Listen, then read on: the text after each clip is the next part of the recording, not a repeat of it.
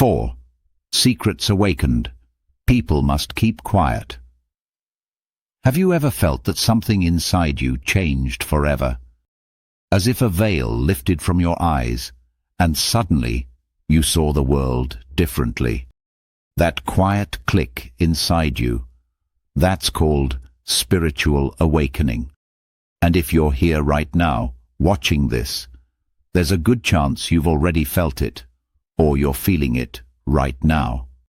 But here's what no one tells you. Awakening doesn't just open your eyes, it gives you a responsibility. And if you're not careful, it can even become dangerous. Because when you awaken, you begin carrying truths, energies, and perceptions that others simply aren't ready for. And that's where most people go wrong. There are things you must never reveal, not out of arrogance or fear, but because the universe operates through precise, energetic laws. One of those laws is simple. Not everything you live needs to be spoken. Every ancient tradition knew this truth. The Hermetic masters of Egypt spoke of sacred silence. Buddha taught noble silence. Even Jesus said, "Do not cast your pearls before swine." They all understood one thing. The sacred must be protected. Because when you awaken, you become a light, and light attracts both healers and destroyers. This video isn't about keeping secrets out of fear. It's about preserving your energy, honoring your journey, and protecting the sacred with the silence it deserves. So today, I'll reveal the 5 secrets every awakened soul must keep if you want to walk this path with peace, clarity, and power. Never reveal your mystical experiences. When you have a vision, a dream, or a divine connection, the first instinct is to share it, to tell the world how the universe spoke to you. But most people won't understand. And when they doubt you, mock you, or analyze your vision, they drain the energy of it. Every time you talk about a sacred experience, it's like poking tiny holes in a balloon.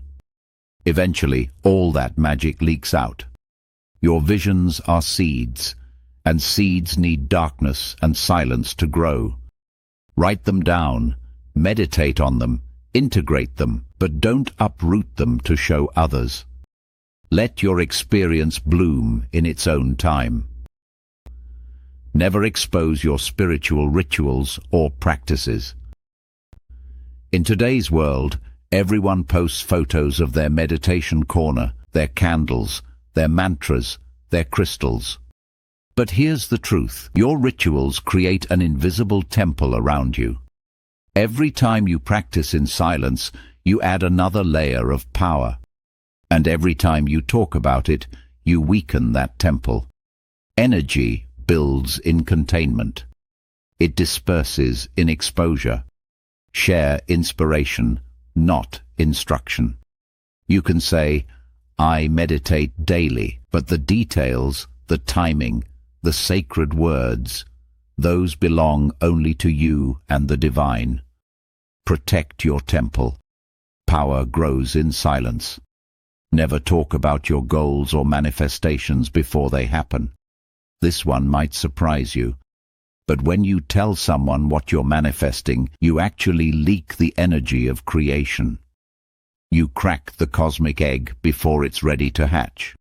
Even neuroscience agrees. When you talk about your goals, your brain releases dopamine, tricking you into feeling you've already achieved them. So your motivation fades. And energetically, other people's doubts, envy, or disbelief can weigh down your manifestation. True manifestors work in silence. They don't need validation. They let the results speak for themselves.